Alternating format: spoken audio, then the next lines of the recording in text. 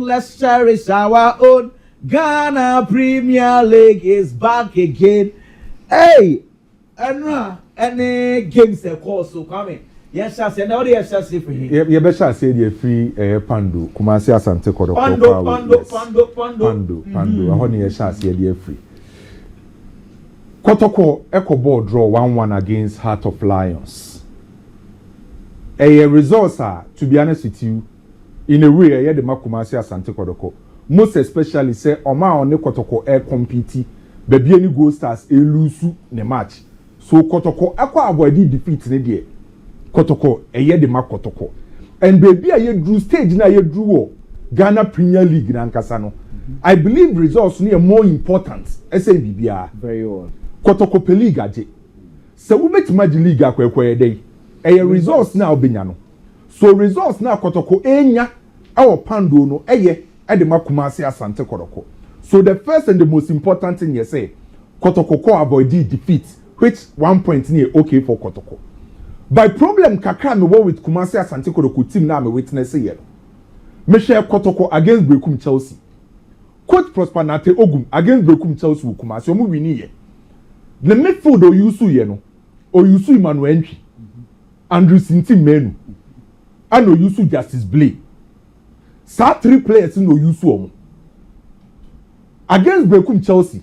Sa 3 players no Brekum Chelsea. He will be outplay Kotoko midfield 3 no. Enra against Heart of Lions. Osa repeating the same midfield. Emmanuel entry, Andrew Sinti Menu and Justice Blay. See, they may following you against Chelsea. Some may for this means we are more down big screen so no. Brekum Chelsea outplay omo.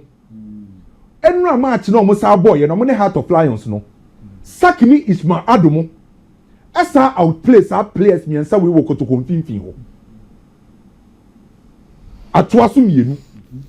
Eya koye say Blay in team Emmanuel entry emfa. Yes. Menya buta hwe ni Chelsea. Enura me sa hwe full 90 minutes. And adwene me say repeat full 90 minutes atwe. Jesse e ba analyze game no. Emmanuel entry in team and Justice Blay. Omo 2 matches so ma ba to aso ni against Chelsea, then against Heart of Lions opponent ni outplay Kotoko midfield no. Semi-4 bit to say Andrew Sinti Menu a. Enura game no. Problem ana me ne Andrews minya wo game ni mpa ye say olusu boss ni bebre. Enura Andrew Sinti mo say sa 3 midfield no. Justice Blay and ebebo as the second midfield na can say number 6. Na Andrew Sinti aye box to box. Na ono na link the deep midfield and the forward line. Then Emmanuel entry abo as the number 10 the creative. So player was so jeba ube say the ball carry no ability no was no was say Andrew Sinti. By eno jeba obi ana o che wo ball ne ho wan. Problem am hu ni say Andrew Sinti. Me ana na no o pick a form ye be pon aba so ha see. Andrew Sinti eno ball no o je ball na hu say ogina ball ne so che. Ana o say lusu balls ni bebre. So e affect Kumasi Asante Kotoko in terms of ball progression. And even Pokra Heart of Lions go no mo say na you on the lusu ball no. Up ono asa kwaye foul no. So eno ama Kotoko ability to carry the ball at the Heart of Lions a final 10 no affect Kotoko because of Andrew Sinti olusu boss ni bebre. Then Emmanuel entry are you operating as the on was so the creative midfielder no. Emmanuel entry ehun sa de nenra. Because they say ni enyo na ebo number 6 enyo na ebo 8 by your body behind the forest. So in terms of creativity ni na was say Emmanuel entry and deba. By so far, the 2 matches I was saying na me who sa de from Emmanuel entry. Still struggling position. I was row no. Enra ye who sa creativity no. So the entire Kotoko midfield 3 no for mama me. Sa midfield miensa no. Blay in team and Emmanuel entry no. Sa nipa miensa we no. Enra e ma Kotoko anim ho no o ma nye potent. Game na ekoso no Kwame Poku then Alberta Moa na o ma yira wo game nim. Most especially the first best 60 minutes. Kwame Poku Alberta Moa na o ma yira wo game nim because services nimba.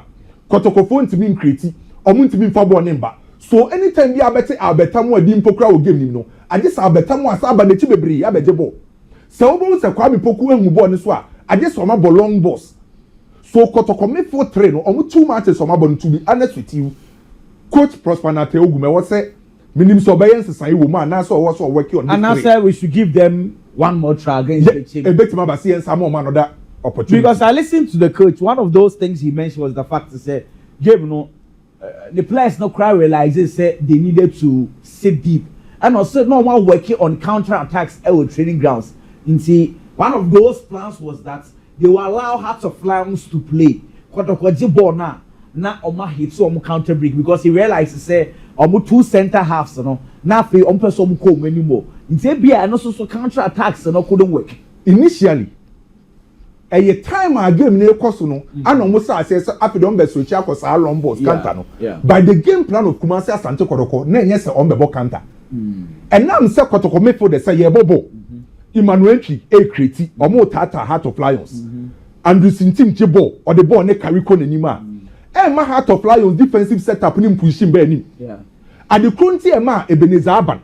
Emma Ruben Hennessy mu etimi joining attack ni say Kotoko ni mo for no Albert ne kwa mi poku no ball ne mbenti also mo betri. So Heart of Lions defensive setup ni that freedom. No ma pin ama Kotoko for na bo meti so na fi de Kotoko e was mo ball long balls no.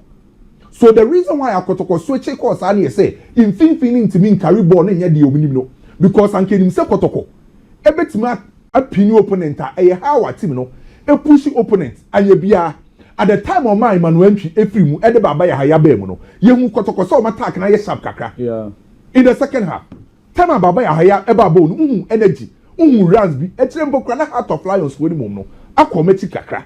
So the problem at Kotokunya, I say almost 2 games on my ball with Emmanuel with Andrew Sintim and Justice Bleno, Obi Awacha Kotoko Chelsea, Emra Kotoko Heart of Lions, no, Same Food, no, and Kleke. What about Coach Ogum, Esaka say? First half, the boy yeah, second half no. Samba ebe catcher and say, Coach Abre, because they are traveling 9 hours from her. This is according to the coach from Kumasi to Pandu. In Samba crab a catcher and say, Onwaka Sunday boys need come. No one say a break a crack. Our boys need with you. And also to play parts and a bread ye beba. But that wasn't the major issue. Okay. Kotoko ni brekum Chelsea na bre wo hana. By young say Jewumu dominating midfield no. Obi okọ sabo ni bi o say Kotoko midfield na enkleke. Yeah, it's true. So me pesa wa adwemba so no say sa 3 way no sha say omo bo no. O dey compare Andrew Sintim o dey ho Andrew Sintim Justice Blay Baba ya higher time. Ana omo last 2 na Emmanuel Ntwabeshem no. Who difference kakra wo. To me who difference kakra wo. I mean why me my concern is that why is it that this guy Obai entry 10-1 or struggle yet still one of the technical team want to place him there? If he's not good enough to play on the number 8 position, let him sit on the bench. May you sure some person or rediscover the form with enough playing time. No, so you rediscover your form when you are playing your comfortable place. But when this Obelusu ne form now it's another time so no quarter baby on your comfortable. How can you recover early? So if he's not good enough to take over the number 8 position from team, then place him on the bench. And see another big question. But to be honest, some 2 games in a year. The first problem I'm in no. Then Kotoko, the first 45 minutes, it was all about Heart of Lions. They dominated Kotoko until said Justice Blay a classic goal, no? And a beautiful goal from Justice Blay. I said from last week, even who classic goals in go now Justice Blay share the anweshi. On the first half, now Kotoko struggle so much. I find decent chances. Be it the ball not what him. But from nowhere, now Justice Blay. Oshe angle no they share na Lawrence mo hwe enye yi by ade ba kwa me witnessing here say in the second half na no ana coach Bashiru here for the church or experienced coach oyi Ruben Hennessy ne film ana ode Ali Bem ode Ali Bem na no few minutes na Ali ababa be shegu abete cap now him say one thing about Ali ni say Heart of Lions player no shegu no ono no type free bench never. Na players that me ko catch the coach ne say match na ekoso no e Ali Weather. Ali Weather not here say. Just oba be sise wi. Oba be sise wi no. Enti o match me ko catch coach Bashiru for say match na ebo ne mu aye de amaye. We de ma Ali Mbrim oba sise ade amaye. Enti oba ne anya me nwanwa. And so what check coach Bashiru here for that. adeɛ baako yɛ ne sɛ unse Kotoko recently ɔmo si akan a ɔmo yusu Patrick Kessie do ɔmo full backs ne so ɔmo join attack ne pa by game we me hu Patrick Kessie do so join attack ne bebre because any player gina Patrick Kessie do so anytime you want Patrick Kessie do join attack bia na e time a either say okwa akobɔ free kick this an answer no hu so wo anim pa ye pini no so any so affect Kotoko in the final 10 by goal na Kotoko concede ye no mate se nkofo ka say Freddy Kasai anyade Freddy Kasai anyade really? By one thing say adwuma no ayeye wa hase ne say yebo match ni wi a nneoma ba ko mienu bi a nipa enhu no ni aba be break ne down na me pese goal na Kotoko concede ye no ni ndi hu komo kakra nti okay se geti wa ye ready a free kick ne ba ye no na bibia nsi ye se kwaku atwa free kick ne ba ye no at the time Kotoko ebe concede sa goal no Ismado na ebe bo free kick no se wo hwe Kotoko box ni ma every single Heart of Lions player biano Kotoko amake no so in this case time a free kick ni yaba Ismado bebo ball no na Kotoko amake Heart of Lions player bia so in this case problem bia ni ho Kotoko amake obia problem bia ni ho problem any ho no ba ma next picture Ismado release ball no afede when we say Ali obia amake no why free first picture no so ko wechi a first picture no player bi or Heart of Lions player bi a wo box nim no ya mark no including Ali no be pin ball ni say no so problem ni Paul ma Kotoko concede goal no aye de no mark Ali.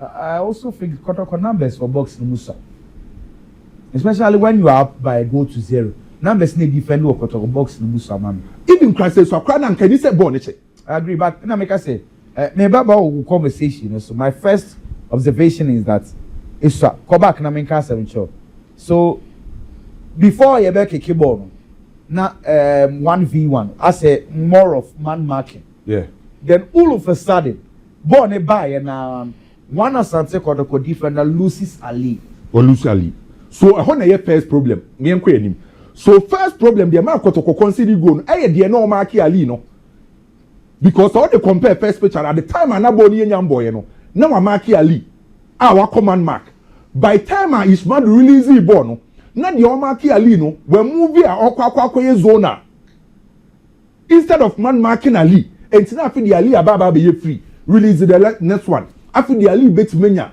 opportunity or bet menya time up in ball so why I don't go for blame because so I want me person me twin go for adwen ba so no oh no but say nya Freddy Kasai effort because I the no mark Ali no almost style of defending more of man marking good they oman in zones what I say so man marking there your responsibility is your man exactly so if you lose your man why I think somebody blame the common goalkeeper one space ana leave exactly or space no bet many time a jump up in ball so the problem wasn't about Freddy Kasai but e na o mark Ali so e game back to be honest with you Kotoko say o hwe Kumasi Asante Kotoko a makambiem me say so kwaku Kotoko 7 games down manim no me shase Saturday no sa 7 games we say Kotoko be win league e Heart of Lions there no akọ clear no 1-1 then omoni Accra Lions ebebo Kotoko ebebo Nations difficult game obebo Aduana Stars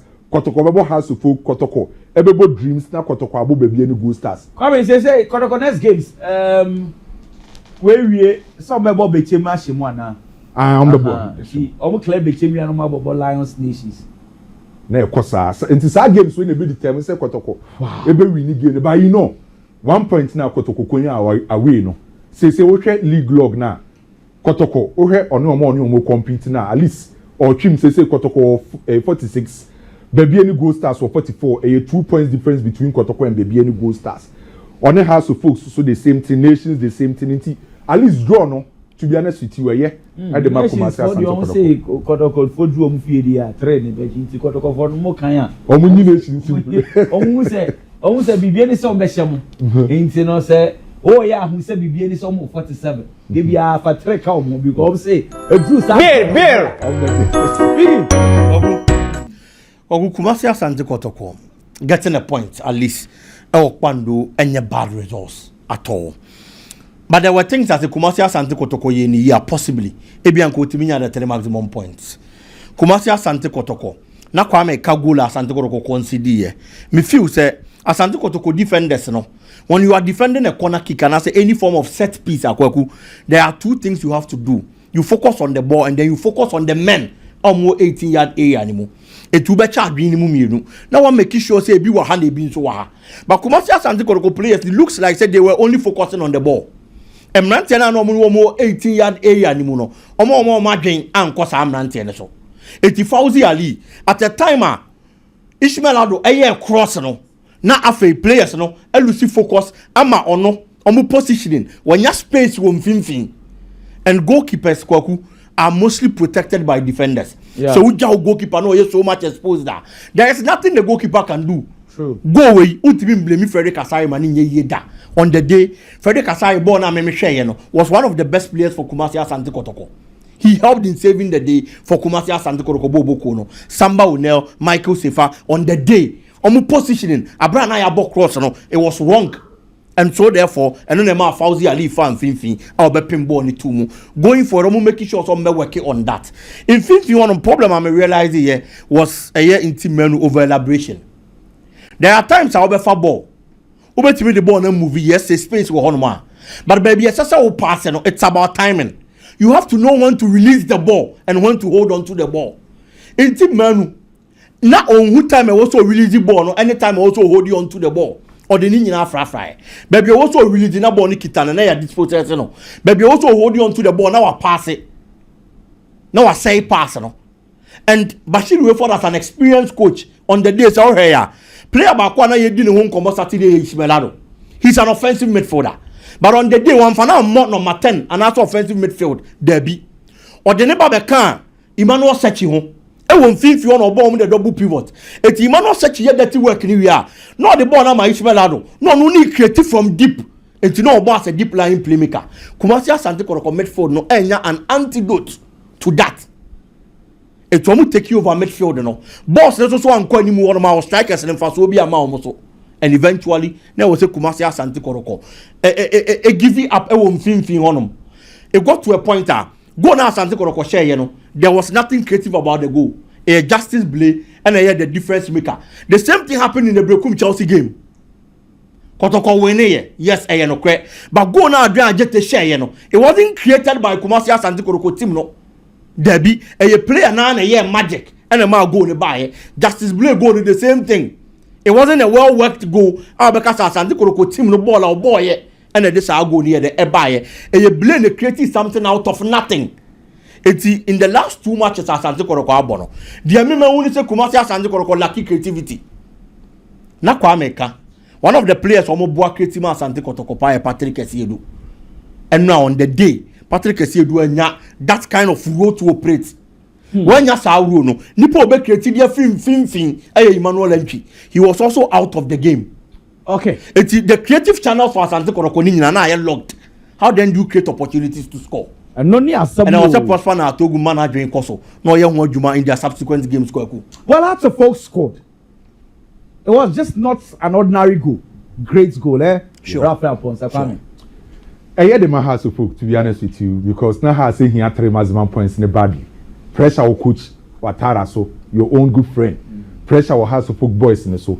And after there's 7 months, I know Mumbo Accra Sports Stadium, no, almost about back, no. No be here 3 points because the last time I'm about no, but the only stars echo show mo. And yet game Abeka say has to folk no, but not 3 points in the name here has. So many ye bobo we are baby I do league no kwaku. Maybe the 3 points na me here. How Abe first when you 3 points in here as it stands now. By the M3 say after the game now, Coach Watara in some trophy busa and say, Coach when we need by man boba. Efe ana Coach Watara say mo pebo a efe se me bobo a efe na me lusu am se man wini me wini na man bobo efe so am se mo pebo efe they say mo pebo de na mo pe na Coach Watara say no ono no enya bo a efe na o hwehwe 3 points so we have to focus 10 bi afa so trim say for me ne enkosi se bobo season ewie no enya bo a efe na Coach Watara epe. Say 50 and class benya 3 points. I say 3 points na hwehwe. It's in percent say ya jatu ya kwhwe bo a say the enye fe. But ono so be share ya bo say Yeah, question no. You mean 3 points and now. A boss said you one. She boss say no. Was 3 points and one. And your boy. No problem. You see, because you Ajia to say at this stage, points are more important than controlling and playing beautiful game. It's problem now. Only you know say yeah, Ajia to na ye bar. Is also assuring us to say. Yeah, but now 90 minutes. Yeah, ham, sana born in your fire. Yeah, be coffee. Yeah, 3 points. So I want that pressure, because say what you have to folk. Proud to this game now. In the last 4 matches, now I pick it just 1 point. Yeah. And now a very sad. Say big club like House of Folk now 12 points. Dreams are show. Bechema show. Only gold stars about draw. Only nations. As so etimi lose game now only. Mediama where we need not to say a hard game. So this is the last 5 games. The last 5 games. 1 win, 1 draw, and always which are not a bad. So next show how are not 3 points near very important. So that's like 4 points out of 15. 15. Very bad. That's what 11 points at 12. Yes, and in 5 games, no, so they actually 2 goals. 5 games no has they actually 2 goals. And Oshe players almost said they might have to focus anymore. Obo Kwabena Boateng. Mauli Wayo then Asamoah Boateng still na no. And Timian Kleke. These 3 players, Mauli Kwabena then Asamoah still na no. And Timian Sam Fabai. Rafam Ponsa go so the Obi on him Rafam Ponsa be the trademark you know. Osma Bopa. Rafam Ponsa go out tie say ye. Owo Kumasi owo Kumasi Asekem. Ne go out tie say ye. Osma Bo. Sago no. Only player kind of has to book. Francis Jojo Bossman. Because me kind of last. Yeah, as a boss. What's a Bossman? No more sir. Long range no. But be a never no. And just from last week, but this week now no. Goes a witness no. From a Nations FC.